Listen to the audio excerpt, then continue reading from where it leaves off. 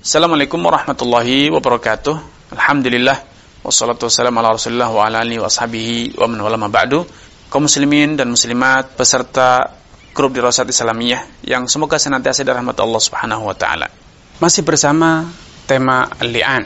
Dikisahkan pada kisah Hilal ibn Umayyah yang telah menuduh istrinya berzina. Setelah Nabi SAW menyelesaikan prosesi li'an antara mereka berdua, memimpin prosesi li'an antara mereka berdua, kemudian Nabi bersabda kepada mereka berdua, Allah ya'lam anna ahadakuma kadzib, dan Allah sudah tahu bahwa satu dari kalian berdua telah berdusta. Tidak mungkin semuanya benar. Satu dari kalian pasti berdusta. Kemudian Nabi menyatakan urkubuha, awasi, tunggu kelahiran jabang bayi yang ada di perut istri Hilal Umayyah, ibnu Umayyah. Fa in ja'at bihi akhalal ainain. Kalau anak yang dilahirkan oleh wanita ini bola matanya hitam pekat, sabighal ilyatain, betisnya itu besar, kakinya itu ketika lahir betisnya dalam kondisi montok besar ya.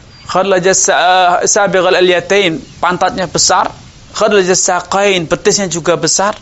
Fa innahu li Syarik bin Sahma, maka itu jelas-jelas anak titisan dari sang pezina yaitu Syarik bin Sahma.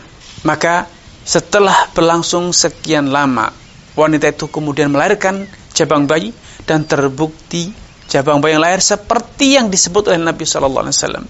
Bola matanya hitam legam, pantatnya besar, betisnya besar. Maka ketika Nabi SAW mendapatkan informasi bahwa jabang bayi yang dilahirkan oleh wanita itu mantan istri Hilal bin Umayyah, seperti yang Nabi sebutkan, Nabi menyatakan, laula ma madha min kitabillah lakana li walaha sya'nun. Andai bukan karena telah menjadi ketetapan Allah bahwa suami dan istri yang telah menjalani proses li'an, tidak ada dari mereka yang dihukumi, tidak ada dari mereka yang dicambuk atau dirajam. Kata Nabi, kalau bukan karena ketetapan ini sudah turun dari Allah, lakana li wala sya'run, aku akan buat perhitungan ulang dengan wanita ini. Saya akan aku tegakkan hukum rajam pada wanita ini karena terbukti secara meyakinkan bahwa wanita itu telah berzina. Ya. Namun karena Allah dengan tegas telah menyatakan wa yadra'u anhal adzab, wanita punya peluang untuk menepis, menggugurkan hukum rajam atas dirinya dengan cara apa? Dengan cara merespon li'an sang suami, itu dengan bersaksi sebanyak 4 kali bahwa tuduhan suami itu palsu, dusta, dan kemudian menggenapkan dengan sumpah yang kelima menyatakan bahwa dirinya akan ditimpa murka Allah bila terbukti bahwa sang suami benar pada tuduhannya. Adanya hukum li'an dijelaskan oleh para fuqaha, hukum li'an itu hanya bisa dijalankan di majelis hakim, di hadapan seorang qadhi. Kenapa? Karena momentum ini, kejadian ini adalah kejadian yang syarat dengan emosional, sehingga bila suami istri masing-masing saling melaknati tanpa di bawah pengawasan hakim, maka akan berpotensi menimbulkan kekacauan dan bahkan bisa jadi pertumpahan darah. Karenanya para ulama menjelaskan bahwa proses li'an harus dijalankan di majelis hakim atau di bawah bimbingan seorang hakim.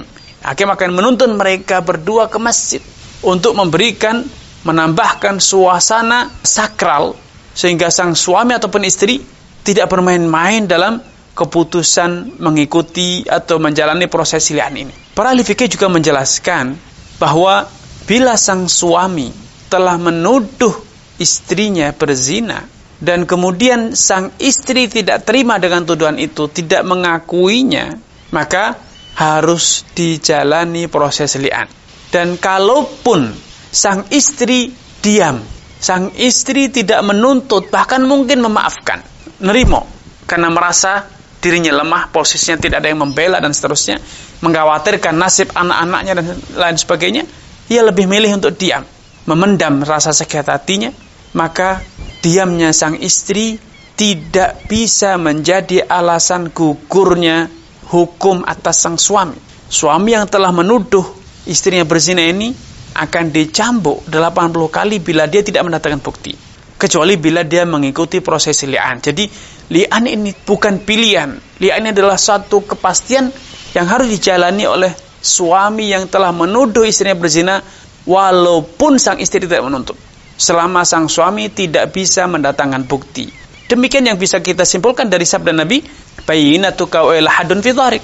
Datangkan buktimu, kalau tidak engkau akan dicambuk sebanyak 80 kali di punggungmu. Ahli fikih juga menjelaskan dengan ketetapan ini bahwa walaupun sang istri tidak menuntut, tetapi hakim wajib menegakkan hukum li'an bila tidak mencambuknya, menegakkan hukum qadhf atas sang suami. Kenapa? Karena hukum qadhf itu bercampur antara hak-hak Allah dan hak-hak istri. Hak-hak Allah berupa ketertiban umum. Kalau sang suami dibiarkan semena-mena, gegabah menuduh istrinya berzina, maka ini akan terjadi kezaliman yang luar biasa. Kezaliman yang luar biasa atas sang istri. Seringkali istri merasa tidak berdaya, tidak mampu. Orang tuanya mungkin sudah meninggal, anak-anaknya masih kecil. Dia tidak bisa untuk mandiri. Dia sangat bergantung dengan nafkah yang diberi oleh sang suami. Akhirnya dia memilih untuk diam. Padahal tindak kezaliman Islam tidak akan membiarkan ada siapapun dizalimi, ditindas, disakiti tanpa ada pembelaan. Islam akan menegakkan keadilan.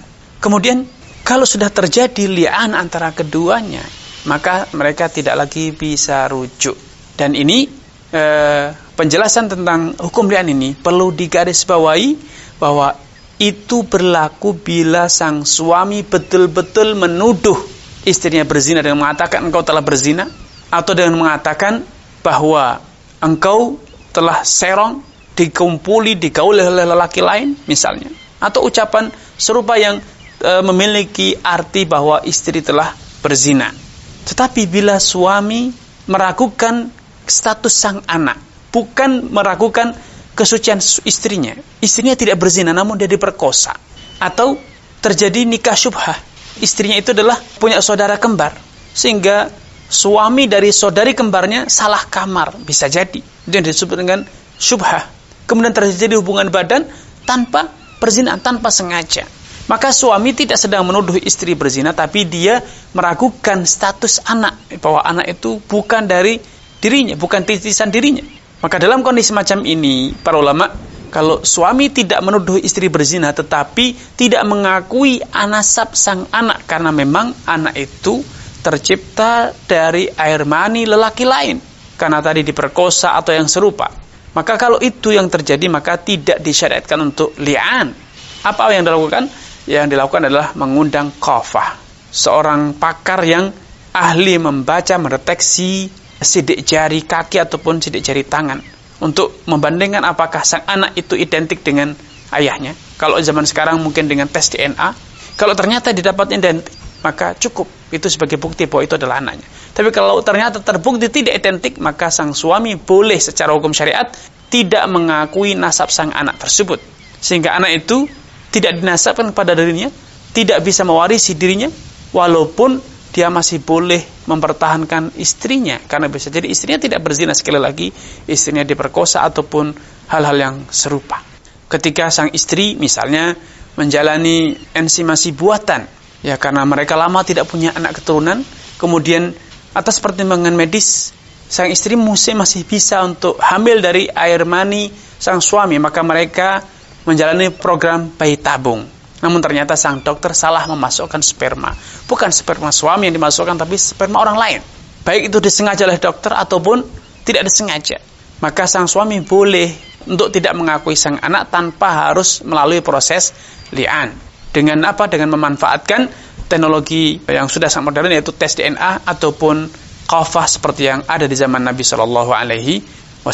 Ini yang bisa kami sampaikan pada kesempatan yang berbahagia ini. Kurang lebihnya saya mohon maaf. Billahi taufiq wal hidayah.